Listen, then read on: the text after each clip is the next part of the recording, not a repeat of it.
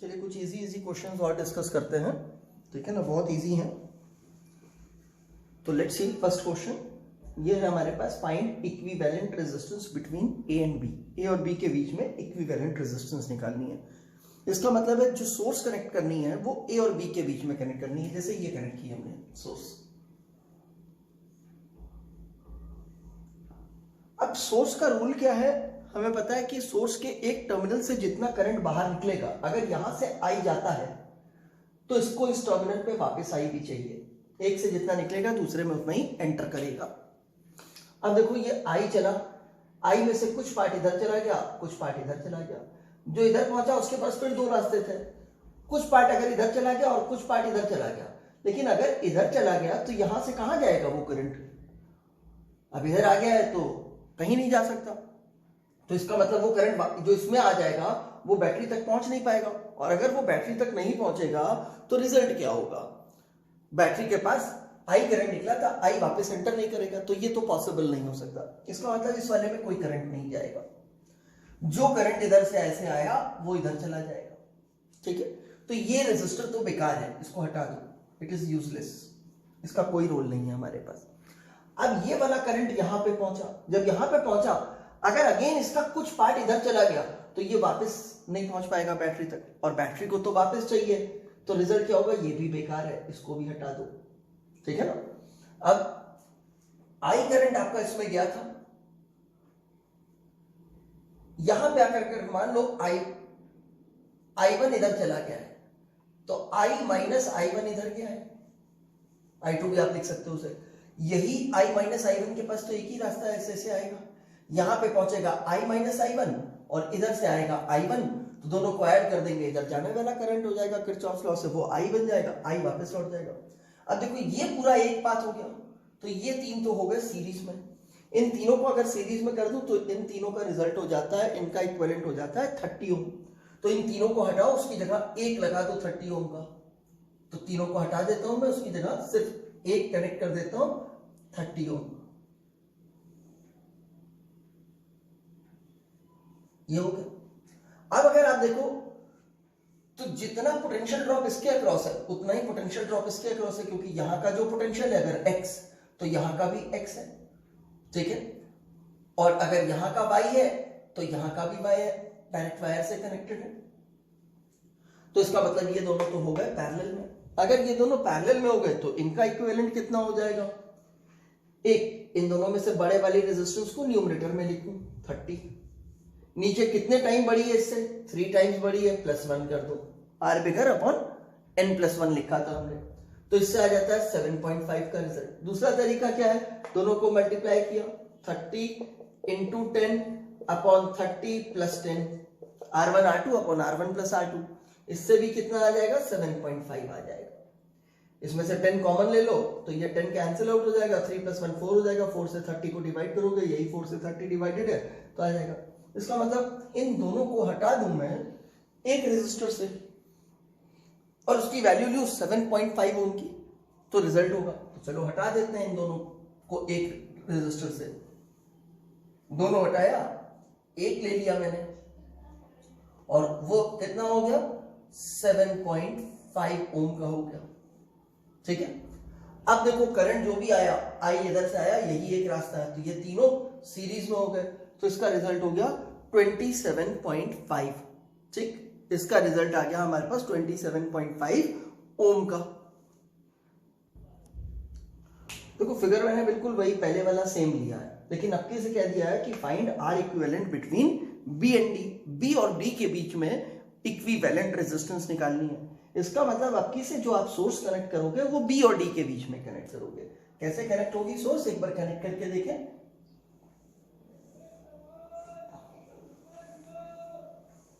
ये कनेक्शन होगा इसका, ठीक है। अब यहां से करंट चलेगा, यहां पहुंचेगा तो अभी तो कोई प्रॉब्लम नहीं, एक ही रास्ता इधर जाएगा। जब यहां आएगा तो दो रास्ते हो जाएंगे, कुछ पार्ट इधर चला जाएगा, कुछ पार्ट इधर चला जाएगा। अब अगर इधर वाला यहां पे पहुंच करके कुछ भी इधर चला गया तो वो बैटरी तक वापस नहीं लौट के आ सकता। इसका मतलब जो इधर जाएगा उसको इधर ही जाना पड़ेगा कंपलसरी, ठीक है ना। और जो इधर आया वो यहां पहुंच गया, ठीक। अब वो किधर जाएगा? अब कुछ करंट यहां आ चुका है, कुछ करंट यहां आ चुका है। अगर इधर वाला इधर चला गया, कुछ भी उसका पार्ट, तो फिर जो है इधर से तो आगे जाने का रास्ता नहीं है, ठीक है ना।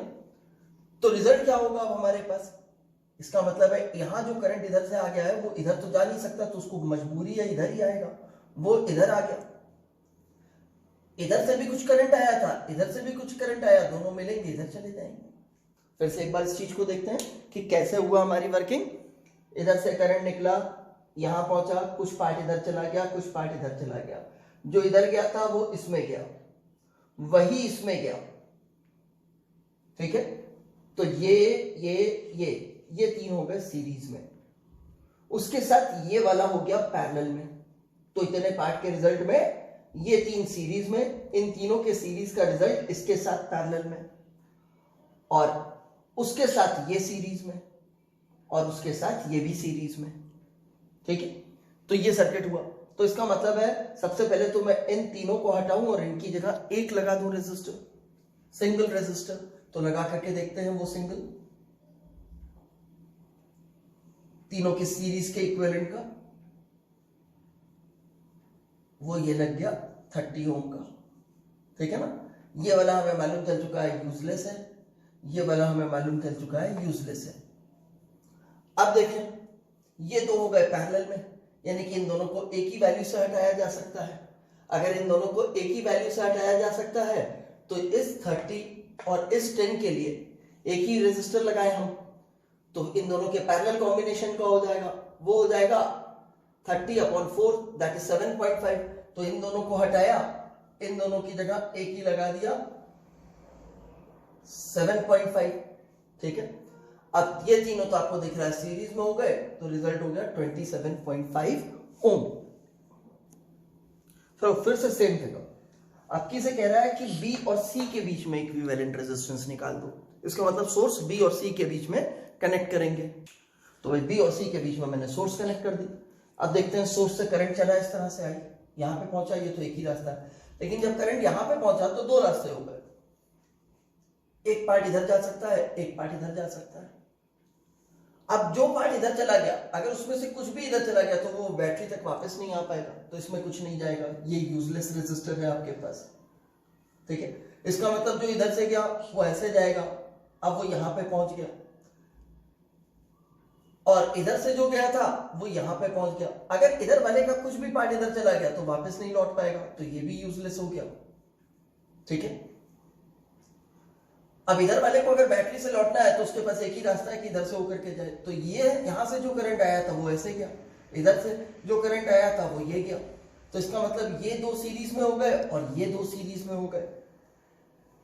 इन दोनों का रिजल्ट 20, इन दोनों का रिजल्ट 20, और ये 20-20 आपस में पैरेलल में चले गए। अब 20-20 पैरेलल में चले गए तो उनका पैरेलल का रिजल्ट भी 20 हो गया, और उस 20 के साथ ये 10 सीरीज में आ गया। तो आपकी से 30 ओम की इफेक्टिव रेजिस्टेंस हो गई। एक इसी तरह का सर्किट ही है, लेकिन इसमें इक्विवेलेंट रेजिस्टेंस नहीं निकालने को बोली है। इंस्टेंट कह रहा है कि हर रेजिस्टर से फ्लो करने वाला करंट निकाल दो। तो अब देखो, इस 10 वोल्ट के इस 10 वोल्ट से जो बैटरी से करंट निकलेगा वो जब यहां पहुंचेगा, अगर उसका कोई भी पार्ट इधर चला गया तो ये सिंगल रास्ता था, इससे अगर जाएगा तो वापस तो आ नहीं सकता, वन वे होता है। करंट हाई से लो फ्लो करता है, अगर ये हाई हो गया और ये लो हो गया तो इधर ही जाएगा, इधर तो आ नहीं सकता। तो मतलब बैटरी को वापस तो मिल नहीं पाएगा, तो इसका मतलब है इधर कुछ जाएगा नहीं। और इसी तरह इससे जो फ्लो करेगा उसके पास यही रास्ता रहेगा, इधर कुछ चला गया तो इसके पास वापस नहीं लौट करके आएगा। तो बड़ा सिंपल सा हो गया, इसमें करंट 0 हो गया, और इसके लिए इसके अक्रॉस इसको 0 मान लो तो यहाँ 0, यहाँ 10, इसके अक्रॉस ड्रॉप 10 का है तो इसमें 2 एम्पियर का करंट हो गया। ऐसे इसमें भी 2 एम्पियर का करंट हो गया। तो ये बड़ा सिंपल सा हमारे पास क्वेश्चन हो गया। एक ये क्वेश्चन देखते हैं, इसमें हमसे कह रहा है कि find the current flowing through the circuit. अब देखो, अगर करंट ऐसे फ्लो करता है तो रास्ता तो एक ही है करंट के फ्लो के पास, ठीक है। ये वाला सेल चाहता है कि करंट ऐसे फ्लो करे, यानी कि क्लॉकवाइज, और ये करंट क्या चाहता है कि ये वाला सेल एंटी क्लॉकवाइज। तो दोनों एक दूसरे को अपोज कर रहे हैं। अगर दोनों अपोज कर रहे हैं तो इसकी ताकत है 5 वोल्ट की, इसकी ताकत है 2 वोल्ट की। तो इसमें से 5 में से 2 निकाल दो, 2 से 2 मर जाएगा, बचेंगे 3 हमारे पास। तो इफेक्टिव वोल्टेज हो गई इस सर्किट के लिए 3 वोल्ट की।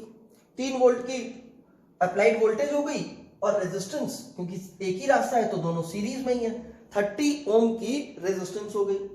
तो 3 वोल्ट की पोटेंशियल डिफरेंस इफेक्टिव और 30 ओम की रेजिस्टेंस, इसका मतलब करंट हो गया 0.1 एम्पियर का। मान लो इस सर्किट में हमसे कहा जाता है equivalent resistance between A and B निकाल लो। तो यहां से सपोज ए से करंट आएगा, जब आएगा तो 2 पार्ट में डिवाइड हो जाएगा, एक इधर गया एक इधर गया, जो इधर गया वो ऐसे गया, तो ये दो तो हो गए सीरीज में आपके पास। इसी तरह जो इधर आया था वो इधर गया था, तो ये दो हो गए सीरीज में। तो मैं अपने सर्किट को रीड्रॉ करता चलता हूं।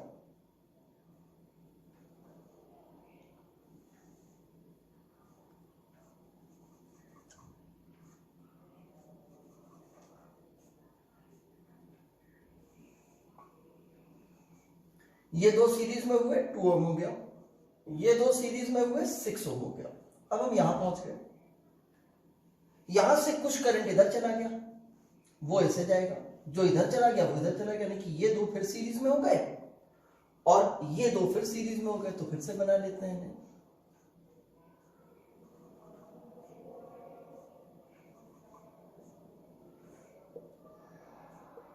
ये दो सीरीज में फिर से 2 ओम हो गया और ये फिर से 3 ओम हो गया।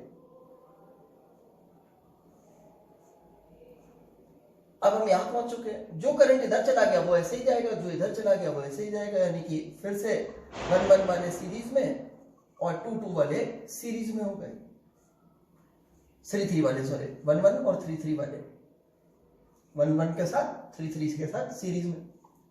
ये ए था, ये बी था हमारे पास। अब ये दो हो गए हमारे पास पैरेलल में। इसी तरह ये 3-3-6 थे, 6 ओम 6 ओम, ठीक। ये दो पैरेलल में, ये दो पैरेलल में, ये दो पैरेलल में, तो इनके पैरेलल में कंबाइन करते हैं। इन दोनों का रिजल्ट 6 डिवाइडेड बाय 4 यानी कि 1.5। इतने पार्ट का 1.5 ओम, इतने पार्ट का 1.5 ओम, इतने पार्ट का भी 1.5 ओम, चारों में ये तीनों चले गए सीरीज में, तो 4.5 ओम का इक्विवेलेंट रेजिस्टेंस आ गई। सपोज इक्विवेलेंट रेजिस्टेंस निकालनी है ए और बी के बीच में, तो आपको क्लियरली दिख रहा है कि ये तीन जो है वो आपस में पैरेलल में है। 16-16 को पैरेलल में करेंगे 8 हो जाएगा, इन दोनों का रिजल्ट 8, इसके साथ पैरेलल में करेंगे 4 हो जाएगा, तो इतने पार्ट का रिजल्ट हो गया 4 यूनिट्स का आपके पास, 4 ओम यानी कि। इन दोनों को करेंगे पैरेलल में, 9 और 18 है, तो 18/3 6 इसका आ जाएगा। कितना आया था इसका? 4 यूनिट का, ठीक है ना। इतने पार्ट का की वैल्यू हमने कंक्लूड की है कि वो आ रही है हमारे पास 4 ओम, और इस पार्ट के लिए हमने कंक्लूड किया है कि हमारे पास रिजल्ट आ रहा है 6 ओम। अब ये 4 ओम और ये 20 ओम सीरीज में हो जाएगा, तो 24 ओम हो जाएगा इतने का रिजल्ट। अब ये हो गया 24 ओम और इसका रिजल्ट 12 हो जाएगा। अब ये दोनों पैरेलल में हो जाएंगे, तो 24/3 दैट इज 8 ओम इसका आंसर हो जाएगा, ठीक है ना। तो this will be 8 ohm. Same circuit, बस एक एडिशनल वायर लगा दी यहां पे मैंने। अब कहता है कि इक्विवेलेंट रेजिस्टेंस निकाल लो, तो पहले की तरह ये तीनों तो जाएंगे आपके पास पैरेलल में, यानी कि इसकी तो रेजिस्टेंस हो गई 4 यूनिट, वो 4 इसके साथ जाएंगे सीरीज में 20 के साथ, तो एक रेजिस्टेंस तो हो गई आपके पास 24 ओम की पहले की तरह। अब दूसरे पार्ट में आता है, क्योंकि ये रेजिस्टर और ये रेजिस्टर खराब हो गया 9 और 18 का, इनका कोई यूज नहीं बचा। कारण क्या है? अगर यहां का पोटेंशियल x है तो यहां का पोटेंशियल भी x है, इसका मतलब इस रेजिस्टर के अक्रॉस तो कोई ड्रॉप ही नहीं है। सिमिलरली इस रेजिस्टर के अक्रॉस भी कोई ड्रॉप नहीं है, पोटेंशियल ड्रॉप नहीं है इन रेजिस्टर्स के अक्रॉस, तो क्या होगा? ये दोनों के अक्रॉस कोई पोटेंशियल डिफरेंस नहीं है, तो इन दोनों में से कोई करंट नहीं फ्लो करेगा। इसका मतलब यहां से जो भी करंट आएगा उसका कुछ पार्ट इधर गया था, कुछ पार्ट इधर आया था, इधर जो करंट आया वो इस वायर से फ्लो करेगा। देखो वायर के अक्रॉस पोटेंशियल डिफरेंस 0 है तो भी उसमें करंट फ्लो कर रहा है, लेकिन रेजिस्टर के अक्रॉस पोटेंशियल डिफरेंस 0 हो गया तो उसमें करंट नहीं फ्लो करेगा। सेकंड थिंग आप याद करो, आपको कहा था current inversely proportional to resistance हो जाता है पैरेलल में, current inversely proportional to resistance होता है। अगर इसके पार्ट की, यानी कि हम क्या कहना चाहते हैं, अगर तीन रेजिस्टेंसेस पैरेलल में लगी हैं, ये और ये, इसमें करंट I1, इसमें करंट I2, इसमें करंट I3, ये R1, ये R2, ये R3 है। तो हम जब कहते हैं कि करंट जो है इनवर्सली प्रोपोर्शनल टू रेजिस्टेंस है, तो हम कहना चाहते हैं I1 is to I2 is to I3 equals to 1 upon R1 is to 1 upon R2 is to 1 upon R3। ठीक है, ये हो जाएगा। अब अगर इस पार्ट की रेजिस्टेंस लेंगे तो वो तो जीरो हो जाएगा हमारे पास। तो रिजल्ट क्या होगा, इन दोनों में से कोई करंट नहीं फ्लो करेगा। इसका मतलब जो भी करंट आएगा वो इधर से जाएगा। तो ये दो तो हो गए बेकार हमारे लिए, इनको हटा दो सर्किट से, इनका कोई काम नहीं है। इधर 24 मिला था, इस वाले आर्म में सिर्फ 6 मिला आपको। ये ए, ये बी। अब 24 और ये 6 आपस में पैरेलल में हो गए, तो ये हो जाएगा 24 डिवाइडेड बाय 6। 4 टाइम्स होता है 24, 4 + 1, ठीक है ना। तो इसका मतलब ये हो गया 24 × 2, ये 5 हुआ था, 5 × 2 कर दिया इसने मैंने। तो 48 डिवाइडेड बाय 10 दैट इज 4.8 ओम लगा दीजिए, यूनिट ओम है, 4.8 ओम रेजिस्टेंस हो जाएगी इसकी। चलिए, सर्किट में कह रहा है कि करंट थ्रू ईच रेजिस्टर बता दीजिए और इक्विवेलेंट रेजिस्टेंस भी पूछ रहा है। तो सबसे पहले तो हम इक्विवेलेंट रेजिस्टेंस के लिए देखते हैं। यहां से करंट चला, यहां पे पहुंचा तो दो रास्ते हो गए, एक ये, एक ये। जो इसमें गया वही इसमें गया, वही इसमें गया। ये तीन तो हो गए सीरीज में। इन तीनों के सीरीज में होते ही इनका रिजल्ट हो गया 6 यूनिट्स का। वो 6 इस 2 ओम के साथ पैरेलल में हो गया। 6 और 2 पैरेलल में गए, तो 6 divided by 3 + 1 that is 6 divided by 4, 1.5 हो गया हमारे पास। तो इतने पार्ट के लिए रेजिस्टेंस 1.5 ओम की हो गई। यानी कि इन चारों को हटाइए और इसकी जगह एक ही रेजिस्टेंस लगा दीजिए 1.5 का। तो 1.5 का लगा दिया, तो सपोज ये हट गए और ये वाला 1.5 का हो गया। यहाँ ये कुछ नहीं बचा, इसको अज्यूम कर लीजिए हट गया। मैं मिटा इसलिए नहीं रहा हूं कि बाद में मेरे को जरूरत पड़ेगी। चलो छोड़ो, सर्किट से अलग कर देते हैं। और इस वाले की वैल्यू जो है कितनी हो गई, अब हमारे पास इफेक्टिव 1.5 ओम हो गई। तो अब ये तीनों तो हो गए सीरीज में, तो 1 + 1.5 + 1.5, ये दोनों 3 और इसके साथ ये आया 4। तो जो करंट बैटरी से निकलेगा वो हो जाएगा 12 divided by 4 that is 3 ampere का। तो बैटरी से करंट निकला 3 एम्पियर का। फिर से वापस इसको रीइंस्टेट कर देते हैं जैसा हमारे पास था। ये था आपका 2 ओम का, ये इस तरह से जुड़ा था। बैटरी से निकला है आपके पास करंट कितने का, 3 एम्पियर का। 3 एम्पियर का करंट इसमें से गया, यहां पहुंचा, ठीक है ना। आप चाहो तो पोटेंशियल भी मार्क कर सकते हो। एक बार ऐसे बताता हूं, फिर एक बार पोटेंशियल मार्क करके बताऊंगा। अब क्या होगा कि जब 3 एम्पियर का करंट आएगा तो उसके पास दो रास्ते हो गए, कुछ इधर जाने का और कुछ ये। यानी कि 6 ओम में जाने का एक रास्ता है और 2 ओम में जाने का एक है। Current inversely proportional to resistance होता है। तो इसका मतलब है अगर इसमें करंट I1 जाएगा और इसमें करंट I2 जाएगा, इन दोनों का सम 3 होगा, तो हमारे को मालूम है I1 is to I2 equals to 1/R1 is to 1/R2, ठीक है। अब I1 इसमें गया है तो 1/R1 का मतलब हो गया 1/2 यूनिट्स का। 1/R2 इसमें गया है, ये पूरे पार्ट की रेजिस्टेंस हो गई 1/6 का, ठीक है। इसको थोड़ा सिंप्लीफाई कर दें। I1 is to I2 equals to, इन दोनों को 6 से मल्टीप्लाई कर लेते हैं। ये बेसिकली मालूम है हाफ डिवाइडेड बाय 1/6 है, तो आप ऐसे भी कर सकते हो, इसको ऐसे समझ सकते हो, हाफ डिवाइडेड बाय 1/6।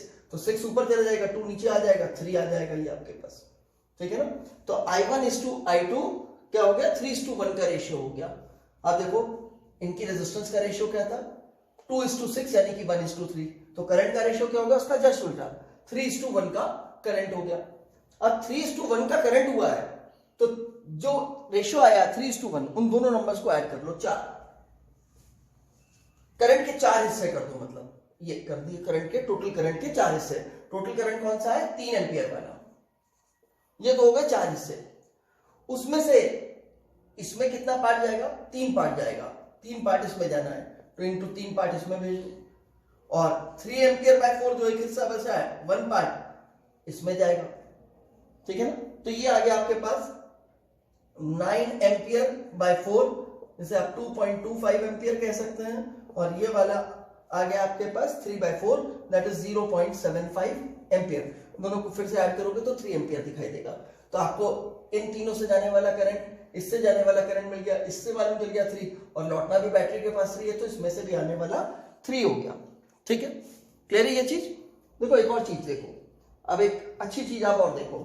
मान लो मैंने शुरू में करंट निकाला होता, इक्विवेलेंट रेजिस्टेंस ना निकाली होती, हमने इक्विवेलेंट रेजिस्टेंस निकाला था, या चलो अभी बाद में देखेंगे उसे। ये तरीका क्लियर है ना। तो इस तरीके से ही कर लेंगे इसे। कह रहा है find the current circulated by the source, यानी कि ये वाला करंट निकालने को कह रहा है।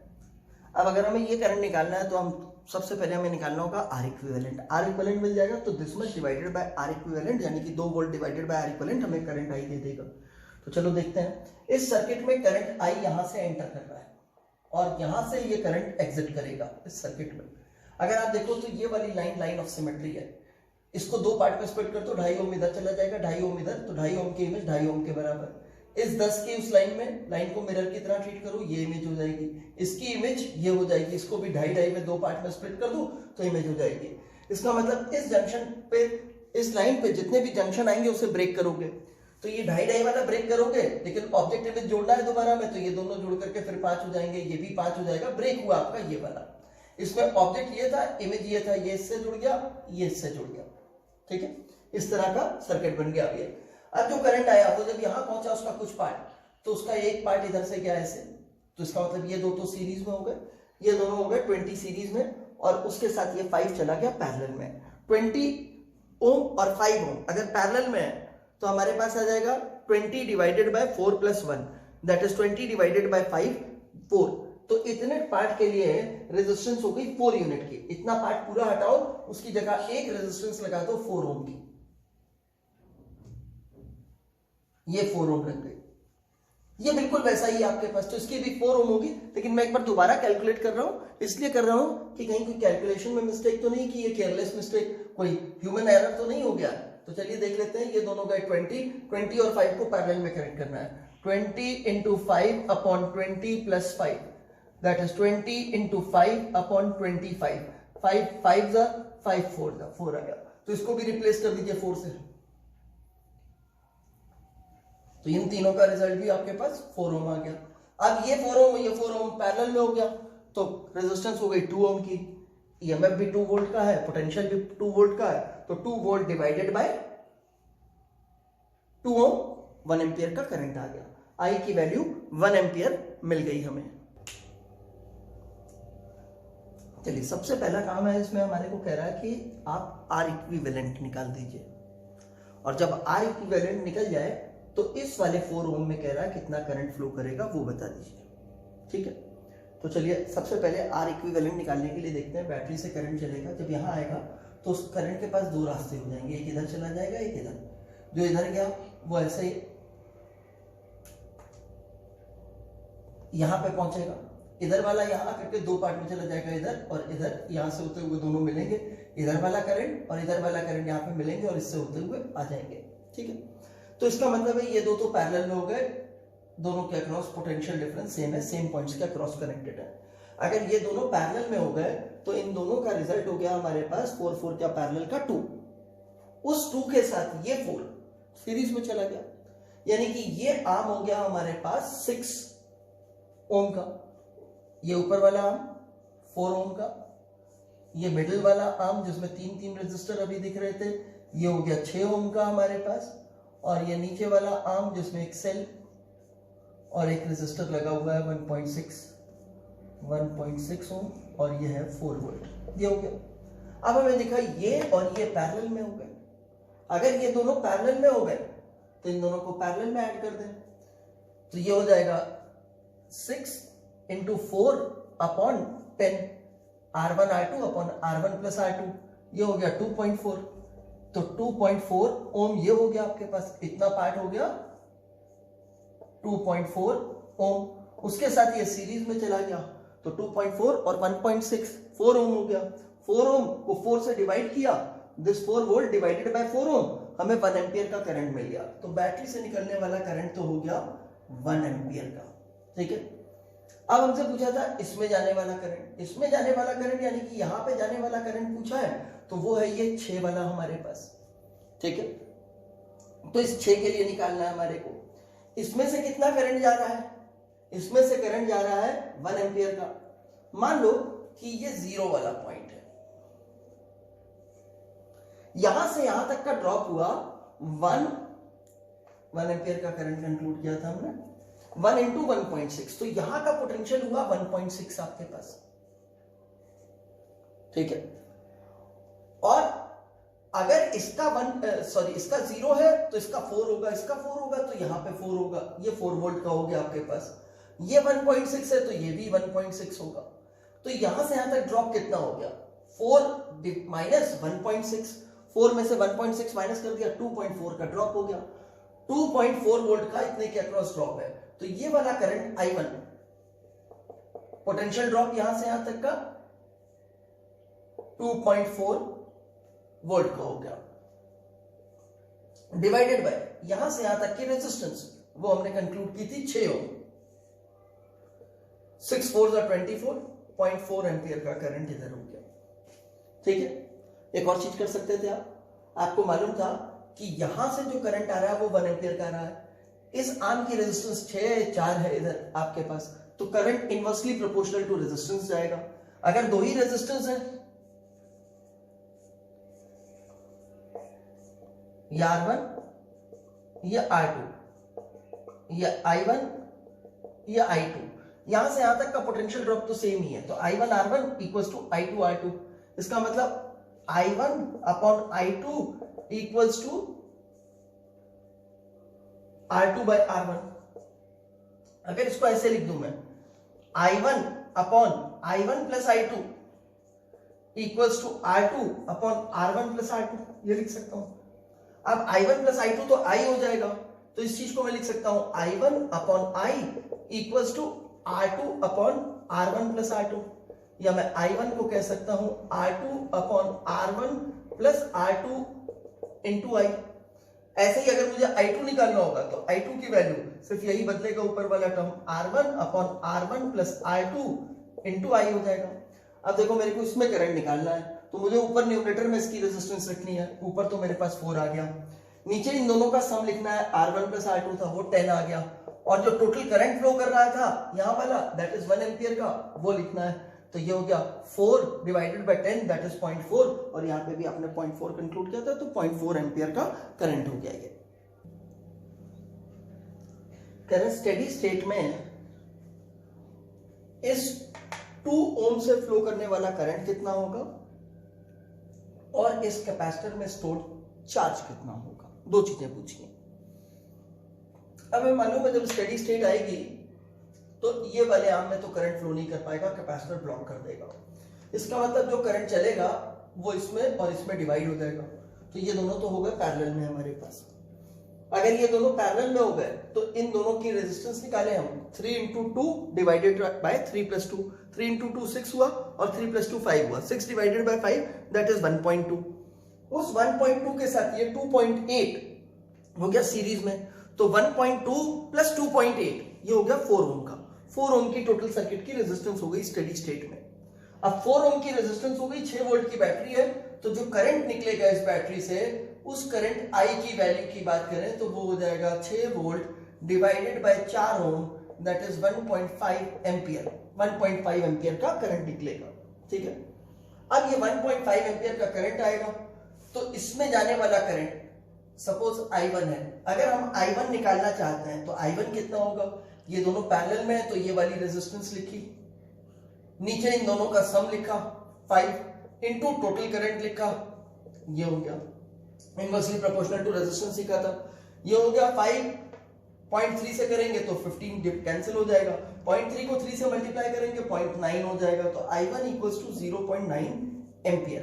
तो इसमें जाने वाला करंट जो है वो हो गया हमारे पास 0.9 एम्पियर, और टोटल करंट कितना था 1.6 का था, तो 1.6 में से 0.9 माइनस कर दें तो 0.6 एम्पियर का करंट इसमें चला गया, 0.6 एम्पियर का करंट देखो ये दोनों पैरेलल में है तो इनके अक्रॉस पोटेंशियल ड्रॉप भी सेम होगा। मल्टीप्लाई करके देखो 2 इंटू 0.9 1.8, 0.6 इंटू 3 1.8, तो यहां से यहां तक का पोटेंशियल डिफरेंस या यहां से यहां तक का पोटेंशियल डिफरेंस या यहां से यहां तक का पोटेंशियल डिफरेंस या यहां से यहां तक का पोटेंशियल डिफरेंस जो है वो सेम होना चाहिए सब जगह हमारे पास। और वो कितना आ रहा है हमारे पास 1.8 का आ रहा है, ठीक है ना।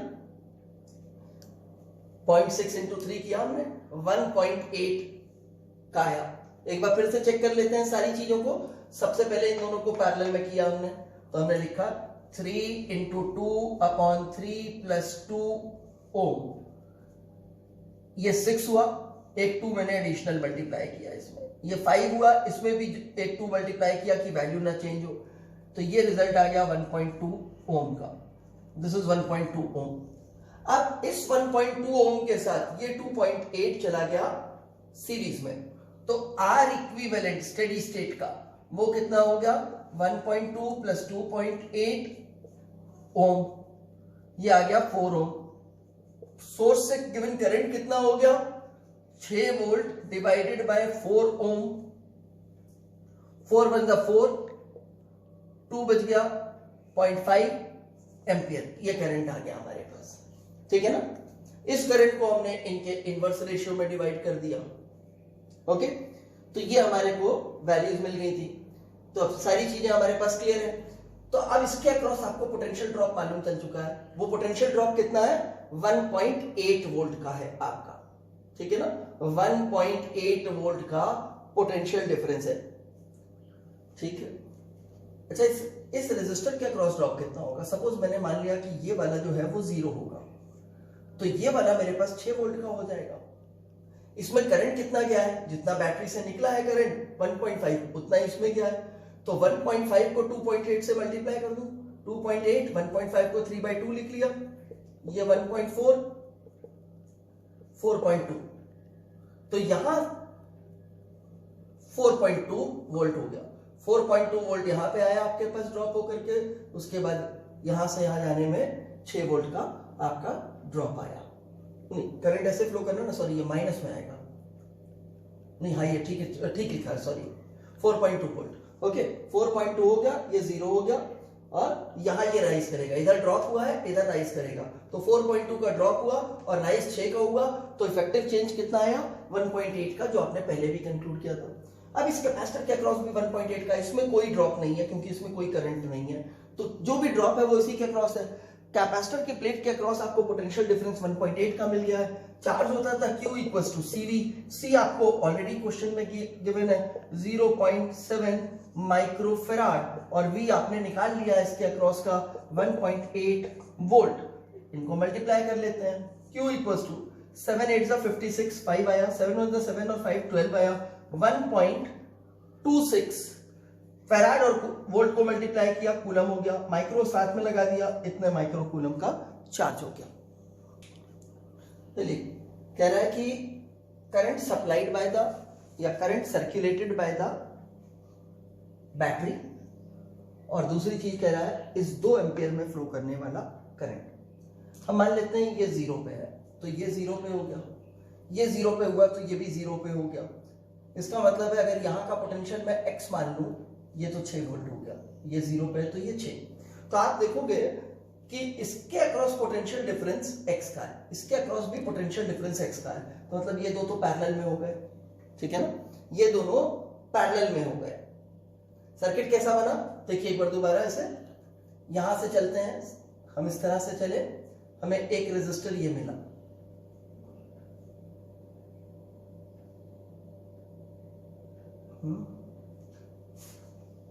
करा देंगे।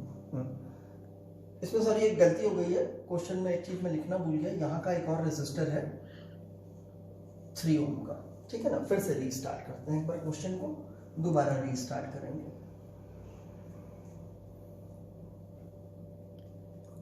ये मैंने मान लिया 0 का है, तो ये हो गया मेरे पास 6 वोल्ट का, ठीक है ना।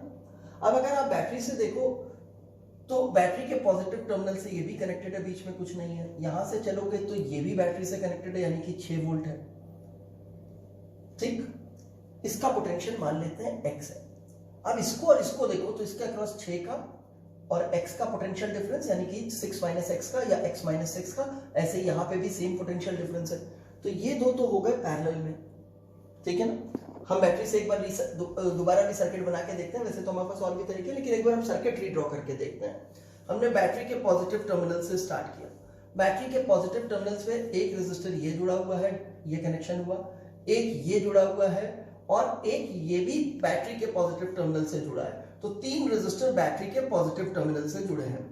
2 तो मैंने ये कनेक्ट किए पैरेलल वाले, जिन्हें अभी पैरेलल में कंक्लूड किया था, उनको कनेक्ट कर देते हैं। ये कौन कौन से हो गए आपके पास? एक ये हो गया 2 ओम का, एक ये हो गया 6 ओम का। ये दोनों आपके पैरेलल में मैंने कनेक्ट कर दिए, ठीक है ना। बैटरी भी लगा लेते हैं, ये बैटरी लगी है आपके पास, ठीक। अब बैटरी से एक और कनेक्ट करना है मेरे को, 6 ओम, ये 6 वोल्ट की बैटरी है आपकी, 6 वोल्ट। वो कौन सा कनेक्ट करना है? वो ये वाला कनेक्ट करना है। ये कैसे कनेक्टेड है? बैटरी के पॉजिटिव टर्मिनल से स्टार्ट हुए, ये आया और फिर नेगेटिव पे चले गए। तो इसका मतलब है इसको पॉजिटिव से कनेक्ट करूं यहां से और नेगेटिव पे ले जाओ। इन दोनों का क्या हुआ? ये दोनों x पे आकर के मिले, यहाँ पे ये वाला पॉइंट आपका x वाला हो गया। उसके बाद क्या हुआ? बैटरी के नेगेटिव तक जाने के लिए इनको 1.5 से होके जाना पड़ेगा, तो ये 1.5 यहाँ पे आ गया, 1.5 हो, ठीक है ना। और ये वाला जो था, इसे बैटरी के नेगेटिव टर्मिनल से कनेक्ट करना है, तो इसको अभी नेगेटिव से कनेक्ट कर देते हैं।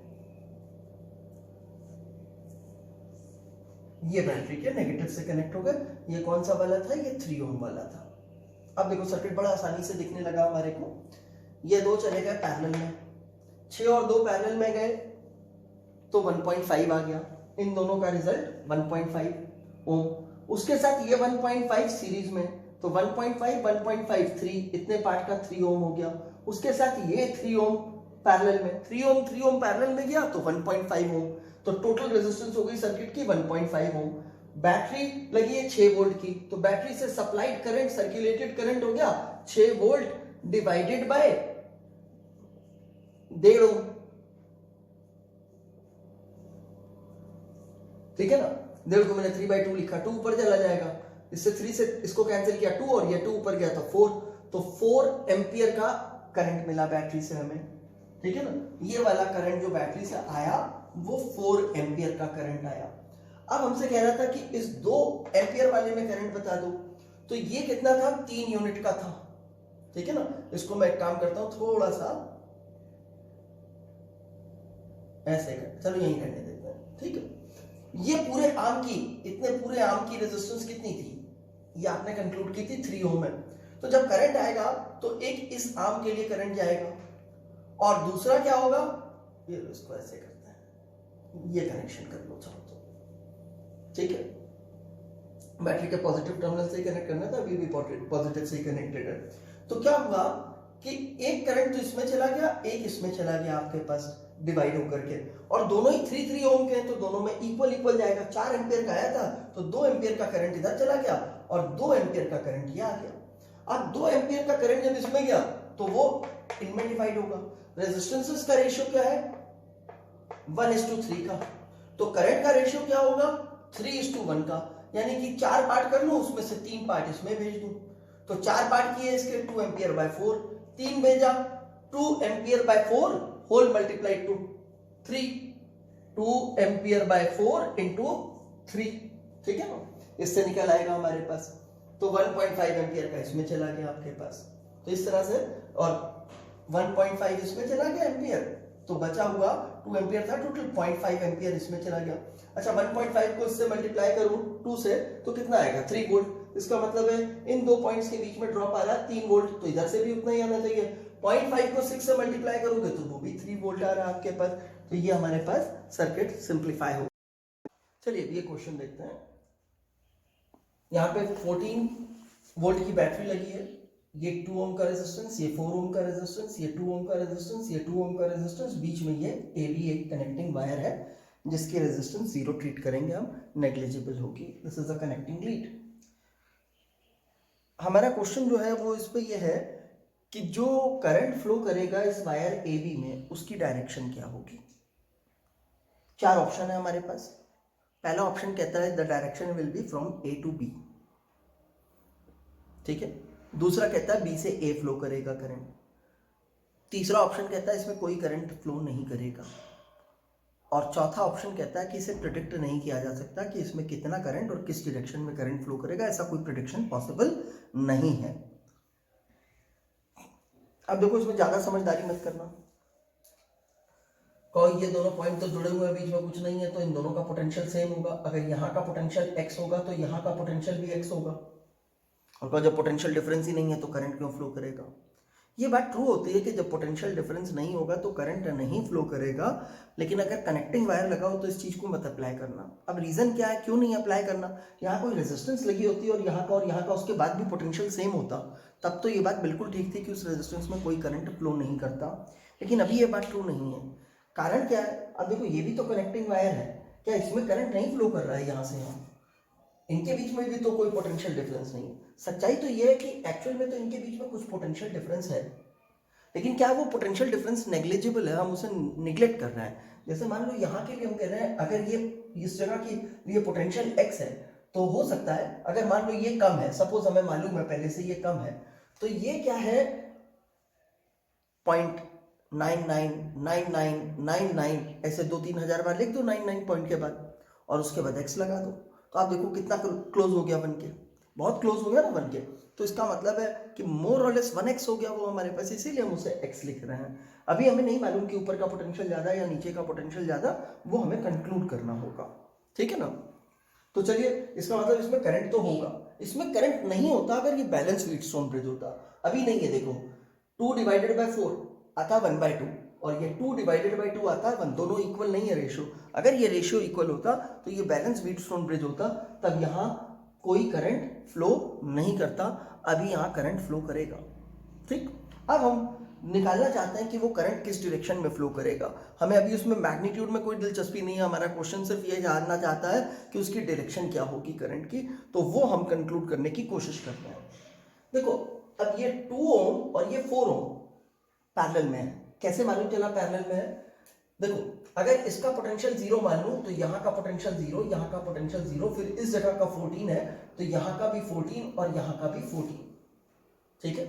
इस जगह का तो हमने xx मान लिया है, तो यहाँ ड्रॉप कितना है 14 माइनस एक्स, इसके अक्रॉस ड्रॉप कितना है 14 माइनस एक्स, यानी कि इस 2 ओम और इस 4 ओम के अक्रॉस पोटेंशियल ड्रॉप इक्वल है, इनके अक्रॉस पोटेंशियल डिफरेंस इक्वल है। और पोटेंशियल डिफरेंस इक्वल होते हैं दो रेजिस्टेंस के अक्रॉस, तो फिर वो रेजिस्टेंस कैसे होते हैं, सीरीज के होते हैं या पैरेलल के होते हैं, तो obviously they are in parallel, तो ये कंक्लूड हो गया ये दोनों पैरेलल में है। सिमिलरली ये 2 ओम और ये 2 ओम भी पैरेलल में है, देखो इसके अक्रॉस ड्रॉप x है, x माइनस 0x, और इसके अक्रॉस भी x माइनस 0x है, तो ये दोनों भी पैरेलल में।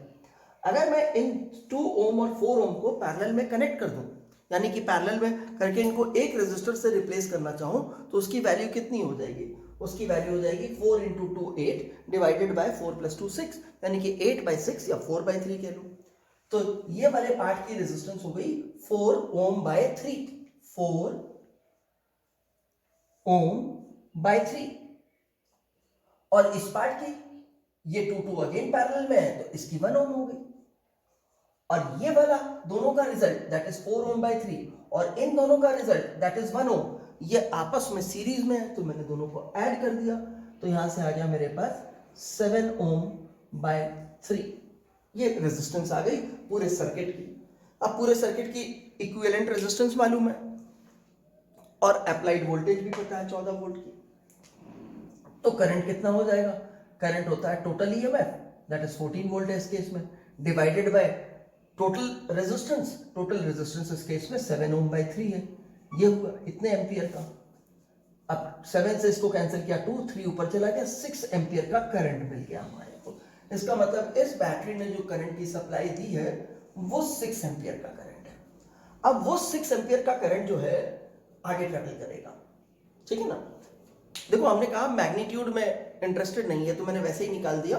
अब आप सोचो जैसे ही हमें ये मालूम चला था कि ये दोनों पैरेलल में हैं, इन दोनों के अक्रॉस पोटेंशियल ड्रॉप सेम है, तो इसमें अगर कोई करंट I1 जाता है, सपोज इसमें कोई करंट I1 जाता है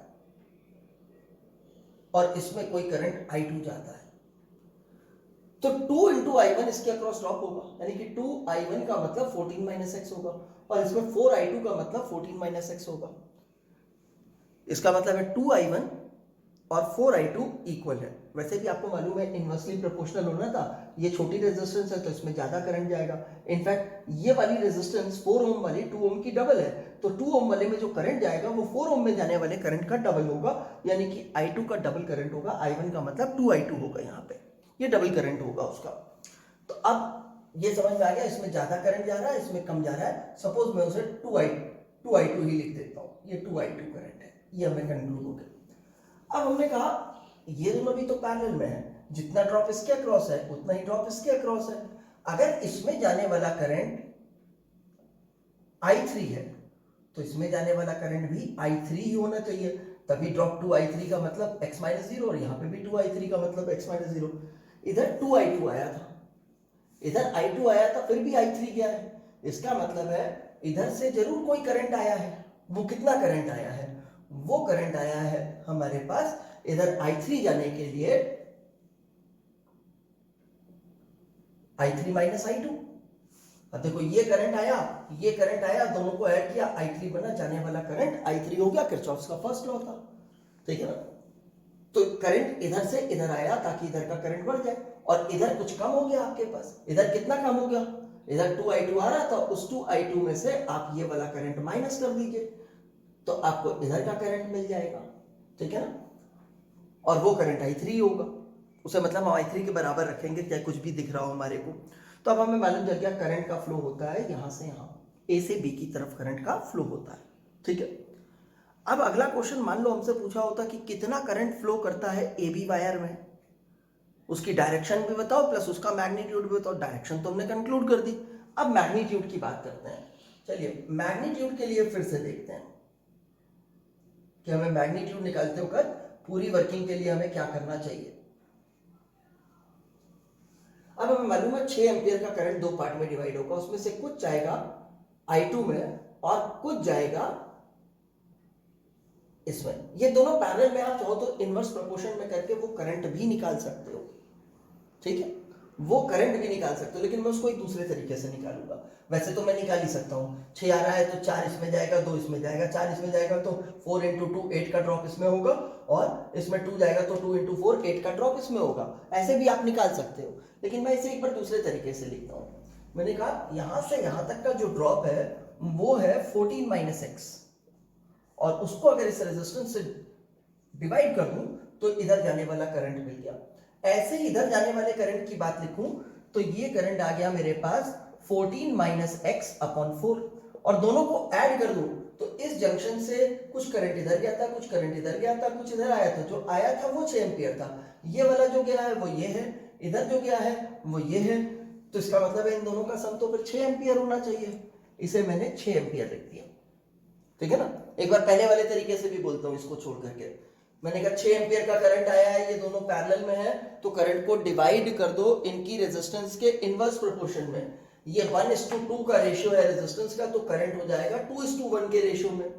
तो 2:1 का मतलब 2 + 1 किया 3, इस करंट के 3 हिस्से किए बराबर, 2 2 2 2 एम्पियर 2 एम्पियर 2 एम्पियर। उसमें से 2 हिस्से इधर भेजने थे, तो 2 एम्पियर का एक और 2 एम्पियर का एक, और 4 एम्पियर इधर भेजा और 2 एम्पियर इधर। तो इधर जाने वाला करंट आपको पता है 4 एम्पियर है, और इधर जाने वाला करंट जो है वो 2 एम्पियर है। इसी 4 एम्पियर को मैंने 4 एम्पियर में लिख करके ये लिखा हुआ है, ये लिखा हुआ है। अच्छा, अगर इधर 4 एम्पियर का करंट जाएगा तो यहां से आकर जाने में ड्रॉप कितना होगा? 8। 14 है, 8 कम हो जाएगा, तो एक्स कितना आना चाहिए? 14 में से 8 माइनस कर दें, 14 में से हम 8 माइनस कर दें तो हमें कितना मिलना चाहिए? एक्स की वैल्यू 6 मिलनी चाहिए हमारे को।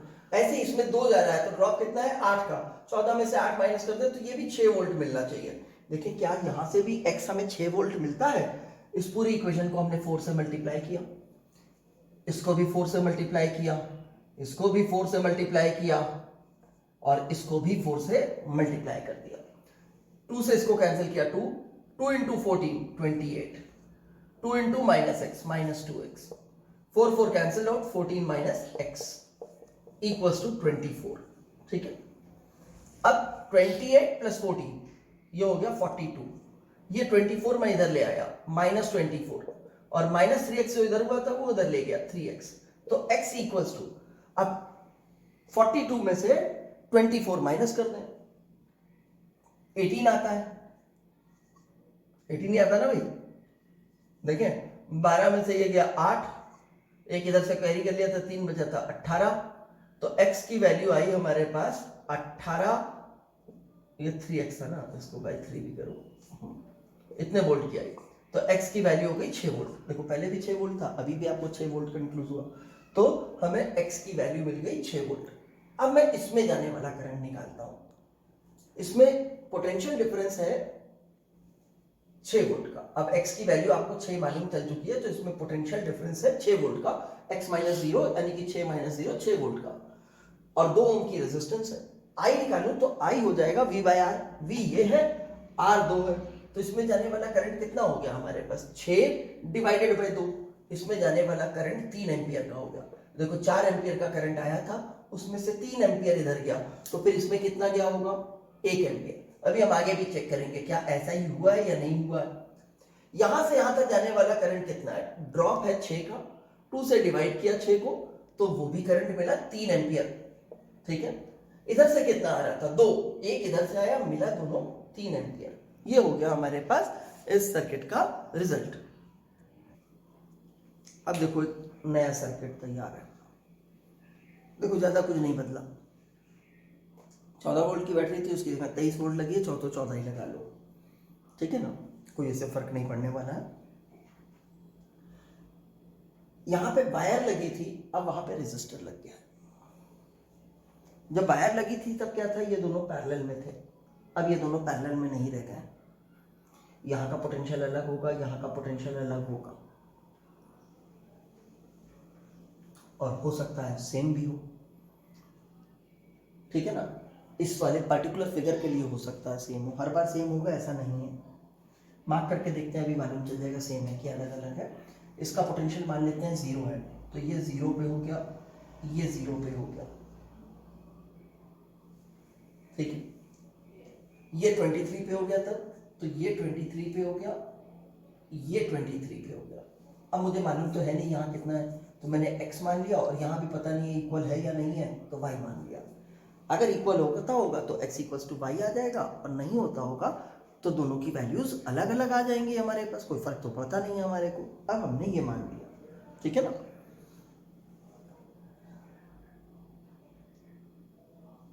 अब हम इसकी वर्किंग स्टार्ट करते हैं। वर्किंग के लिए हम बेसिकली हम इंटरेस्टेड हैं कि इस वाले में कितना करंट फ्लो करेगा, तो हमने ऐसा माना कि यहां से कोई करंट आएगा, वो ऐसे इसमें फ्लो करेगा।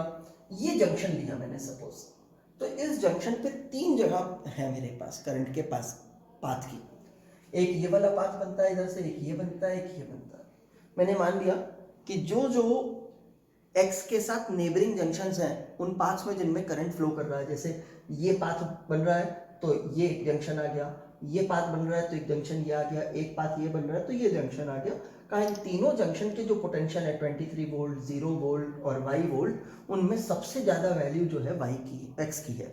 सबसे बड़ी वैल्यू मैंने x की कैसे कंसिडर कर ली, जिसको मैंने यहाँ पे लिया है उसको मैंने सबसे बड़ी वैल्यू का कंसिडर कर लिया, ठीक है। अब हमें मालूम है किरचॉफ के फर्स्ट लॉ से कि किसी भी जंक्शन पे सारे करंट्स का सम जो होता है वो 0 होता है, तो हम करंट्स निकालते हैं। कहा x सबसे बड़ा है तो इधर से इधर भी करंट जाएगा, इधर भी जाएगा, इधर भी जाएगा, और इनका सम तो 0 होना चाहिए। अब ऐसे मत देखने लगा सभी बाहर जा रहे हैं सर, कुछ तो अंदर भी आना चाहिए, जितना आता है उतना जाता है भाई, ज्यादा से ज्यादा क्या होगा, किसी की डायरेक्शन गलत मार्क होगी तो वो माइनस में आ जाएगा आंसर उतना ही, और कोई फर्क नहीं पड़ता है, तो आपको साइन प्लेस करने की जरूरत नहीं है, वो अपने आप आपके पास आ जाएगा। जिस जंक्शन पे लगा रहे हो उस जंक्शन का पोटेंशियल नेबरिंग वाले जंक्शन से बड़ा मानेंगे।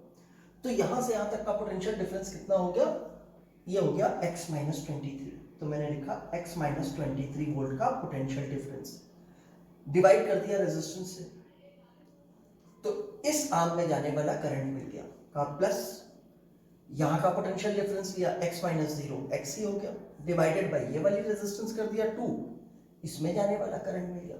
का इधर का लिखते हैं x माइनस वाई अपॉन 2, इधर का करंट हो गया।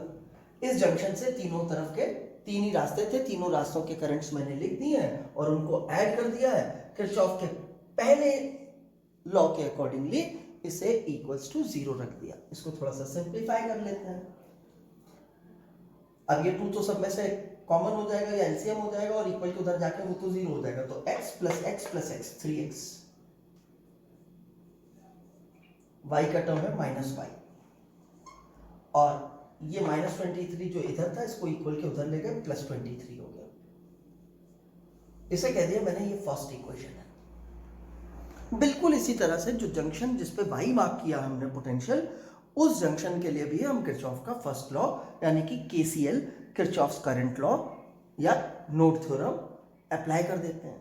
तो चलो देखते हैं। अब किसे हम मानेंगे y सबसे बड़ा है, कोई पाप नहीं हो जाएगा y सबसे बड़ा मानने का। होगा पहले x बड़ा माना था, अब कह रहे हो y x से बड़ा है, कोई फर्क नहीं पड़ेगा। मैंने कहा आपको इससे जिस जंक्शन के लिए आप ले रहे हो वो आपकी एक इंडिपेंडेंट इक्वेशन होगी, उसी को बड़ा मान के चलना है आपने, तो आपके लिए थोड़ा काम आसान रहेगा। डायरेक्शन मार्क करोगे तो आप थोड़ी सी प्रॉब्लम में आओगे, 2 सॉल्व उससे भी हो जाएगा, लेकिन ये आसान प्रोसेस है, इसमें गलती होने के चांसेस कम हो जाते हैं।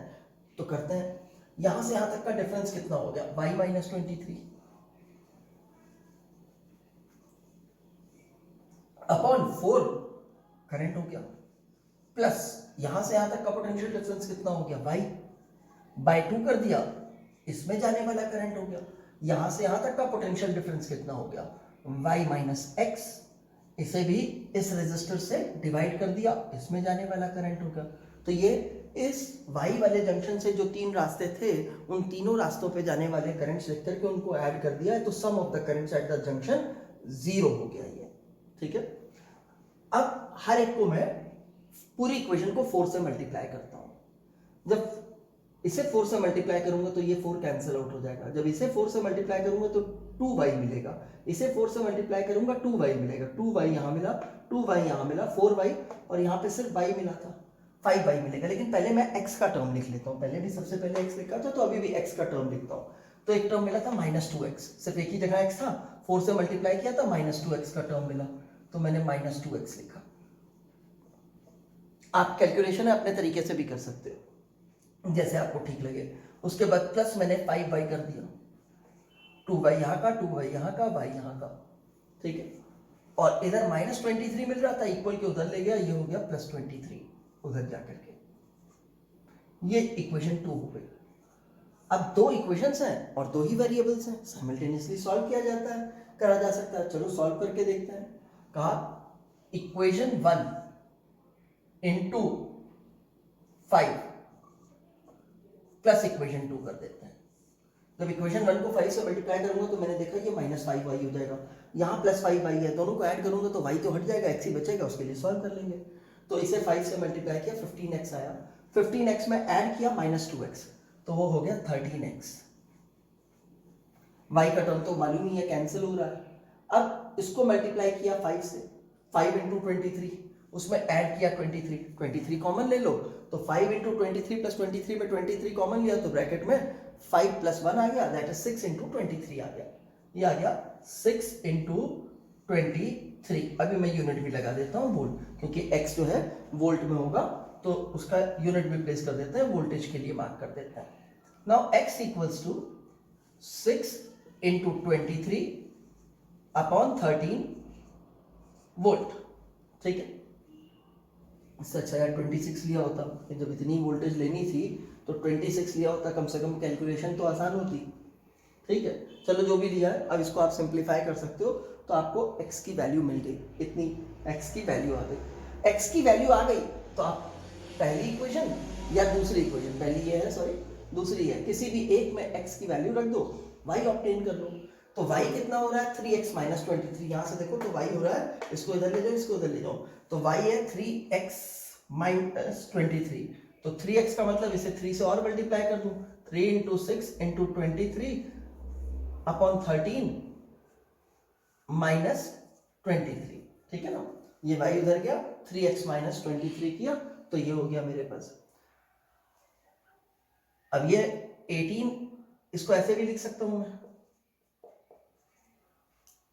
तो y इक्वल्स टू ये 18 इंटू 23 है, ये 13 इंटू 23 है, 23 तो कॉमन ले लो, 18 में से 13 माइनस कर दो, 18 में से 13 गया तो 5, 5 इंटू 23 अपॉन 30, ये इतने वोल्ट का हो गया। एक्स और वाई दोनों मिल गए। अब किसकी वोल्टेज ज्यादा है? आप देख लो एक्स बड़ी वोल्टेज है, 23/13 तो दोनों में है, ये 6 से मल्टीप्लाई हो रहा है, ये 5 से मल्टीप्लाई हो रहा है, तो एक्स बड़ी वोल्टेज का है, वाई छोटी वोल्टेज का है, तो जो करंट फ्लो करेगा वो एक्स टू वाई फ्लो करेगा। ठीक है, कितना फ्लो करेगा? एक्स में से वाई माइनस कर दो, डिवाइडेड बाई 2 कर दो। एक्स में से वाई माइनस करें तो एक्स में से वाई माइनस करूंगा, 23/13 कॉमन हो जाएगा, 6 माइनस 5 1 हो जाएगा, यानी कि 23 माइनस 13 ही हो जाएगा। तो इसमें फ्लो करने वाले करंट को सपोज मैं I1 नाम दे देता हूं, तो I1 करंट हुआ मेरे पास x minus y, that is 23/13 divided by ये वाली रेजिस्टेंस दैट इज 2 ओम, इतने एम्पियर का करंट हुआ। ठीक है, ये 30 नीचे आके इससे मल्टीप्लाई हो जाएगा, तो ये हो गया 23/26 एम्पियर का करंट, इधर आने वाला करंट मिल गया। x मिल चुका है तो आपको इस 2 एम्पियर में भी फ्लो करने वाला करंट मिल जाएगा, यानी कि अब आप सारे करंट निकाल सकते हो क्योंकि आपको x की और y की दोनों की वैल्यूज पता चल चुकी हैं। ठीक है ना। अब देखो ये बहुत अच्छे लेवल का क्वेश्चन माना जाता है, एडवांस लेवल का क्वेश्चन कंसिडर करते हैं ऐसे लोग, तो अच्छे लेवल का क्वेश्चन है, लेकिन आप बड़ी कंफर्टेबली इसे कर सकते हो, इतना मुश्किल नहीं लगा होगा सॉल्व करने पे। ठीक है,